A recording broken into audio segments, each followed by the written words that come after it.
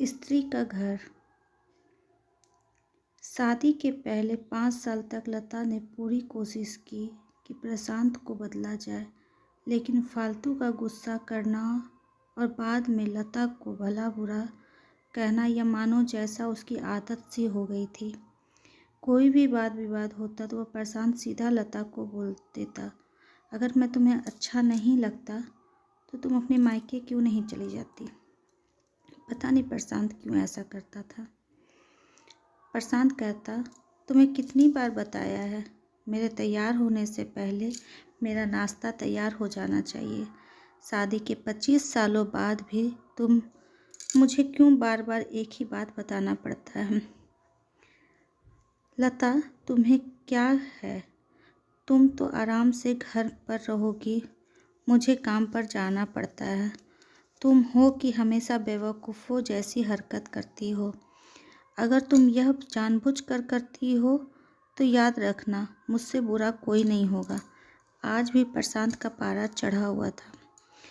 इन कटु शब्दों में अपना गुस्सा उतारते हुए गीला तौलिया कुर्सी पर फेंकते हुए प्रशांत गुस्से से लता की ओर नफरत से देखता लगा। तुम्हें कितनी बार बताया है, मेरे लता के लिए प्रशांत का यह बेवजह का गुस्सा कोई नई बात नहीं थी। वह महीने में 3-4 बार ऐसा ही लता पे बरसता रहता था। पहले पहले लता उसका विरोध किया करती थी, लेकिन जब कई सालों तक प्रशांत में कोई बदलाव नहीं दिखा तो लता ने खुद को ही बदल दिया। अब प्रशांत के कुछ भी कहने से लता को कोई फर्क नहीं पड़ता था। प्रशांत की हर बात वो चुपचाप सिर झुकाकर सुन लेती थी। शादी के 5 साल तक लता ने पूरी कोशिश की कि प्रशांत को बदला जाए, लेकिन फालतू का गुस्सा करना और बाद में लता को भला बुरा कहना यह मानो उसकी आदत सी बन गई थी।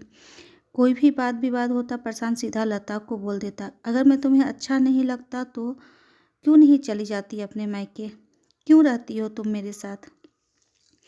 इतना सब कुछ होने के बावजूद लता प्रशांत के साथ रहती थी, क्योंकि उसे अपनी बेटी की फिक्र थी। और वह जाती भी कहाँ, अपने बूढ़े माँ बाप के पास।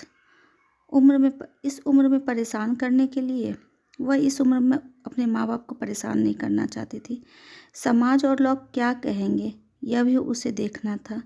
वह इतनी पढ़ी लिखी भी तो नहीं थी कि वह खुद जाकर कोई नौकरी कर सके और अपना और अपनी बेटी का पालन पोषण कर सके। लता को जब अपना फिक्र नहीं थी, उसको फिक्र थी तो बस अपनी शादी लायक हो रही बेटी की। लता नहीं चाहती थी कि पति पत्नी के झगड़े की वजह से काव्या डिस्टर्ब हो। काव्या की पढ़ाई पूरी हो चुकी थी, उसके लिए अब शादी के लिए रिश्ते आने लगे थे।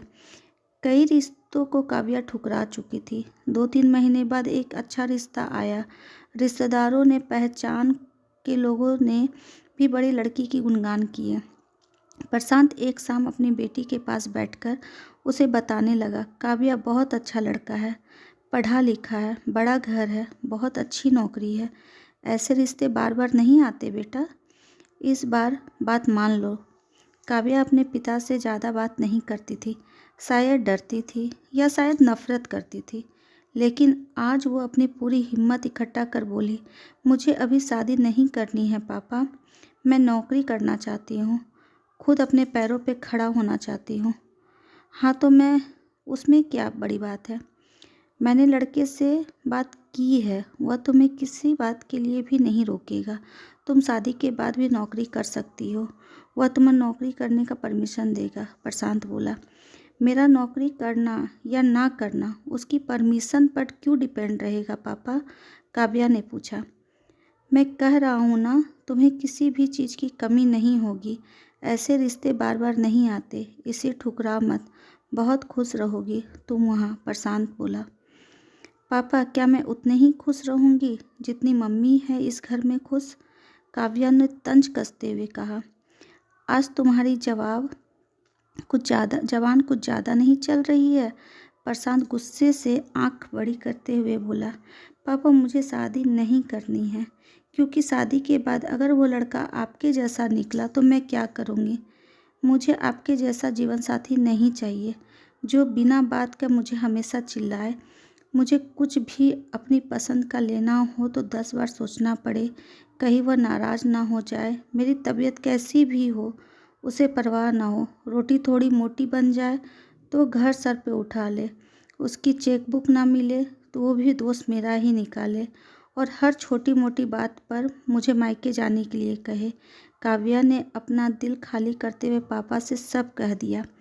प्रशांत का गुस्सा 7वें आसमान पर था, लेकिन उसके मुंह से एक भी शब्द नहीं फूट रहा था। वो काव्या की बात सुन रहा था। काव्या उतना ही बोलकर चुप नहीं हुई। आज पहली बार वह अपने पापा के सामने इतना कुछ बोल रही थी। पापा, आपने माँ के साथ हमेशा गलत व्यवहार किया है। आप अपने ऑफिस का गुस्सा बिना सोचे समझे माँ पर उतार देते हैं। कभी इस बात की परवाह भी नहीं करते। कैसा लगता होगा उनको। आपकी बात सुन सुन माँ ने अपना स्वाभिमान खो दिया।